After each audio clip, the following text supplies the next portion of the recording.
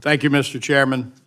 Passing this budget resolution is absolutely a critical step toward reducing federal spending, toward securing our border, and providing tax relief for hardworking Americans. Federal spending is absolutely out of control. Our national debt right now exceeds $36.4 trillion. We're paying $952 billion in interest each year. That's more than the $820 billion that we spend on national defense. And this ballooning national debt is absolutely unsustainable. Congress cannot keep spending and leave the next generation of the bill. We're talking about the actual security of our nation at this point. The federal government must stop wasting and abusing American taxpayers' dollars. It's simply not sustainable. And this budget resolution sets the foundation for a fiscally responsible package that will finally rein in federal spending. The package also will address the crisis on our southern border.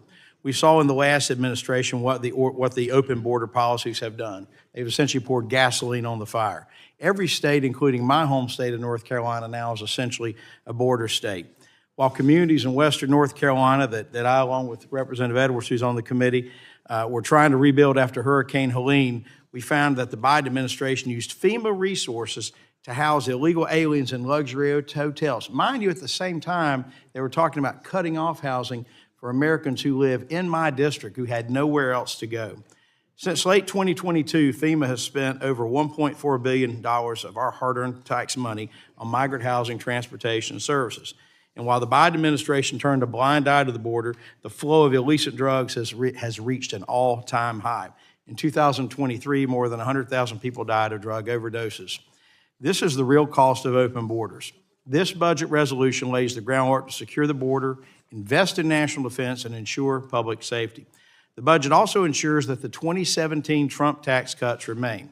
If we extend the Tax Cuts and Jobs Act, middle-class families and small businesses, not billionaires like some on the Democratic side like to talk about, will experience the largest tax increase in American history.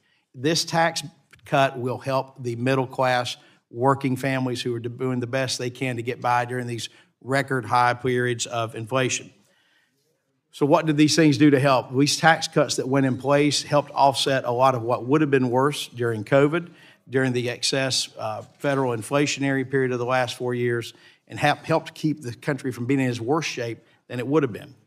Look, I've seen a lot of data. I've seen a lot of things talked about back and forth. Before I came here, I was our Speaker of the State House and was involved in writing budgets for about 14 years. And I know what it takes to write a budget. You have to live within your means. And for decades, Washington has not lived within its means. And I applaud Speaker Johnson. I applaud Chairman Arrington. I applaud my fellow members of this committee for finally taking a serious look at trying to rein in spending. Now, for those who are watching and listening to my Democratic friends, do not be scared. They talk about cuts to Medicaid in here, talk about cuts to Medicare. I've looked at this bill. I've read all the pages. It isn't in there. It's just made up. Go online, read it for yourself. That's not in there. This budget is going to be something that is responsible, that takes care of folks. As someone who represents a very rural district, in fact, I know, the struggle that we have in terms of health care access, and particularly affected by rural communities. So the American people can rest assured that this Congress is aware of that and that this Congress is going to budget fiscally, but is also going to demand that we get rid of waste, fraud, and abuse.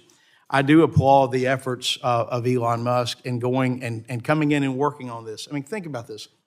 This is one of the smartest minds of our time who has done so much advancing space exploration. But for him, I don't know where we would be on EV technology. And he is volunteering his time to come and offer ways to provide increased efficiencies and turning things around. And many members have already talked about some of the examples of absolute waste, fraud, and abuse.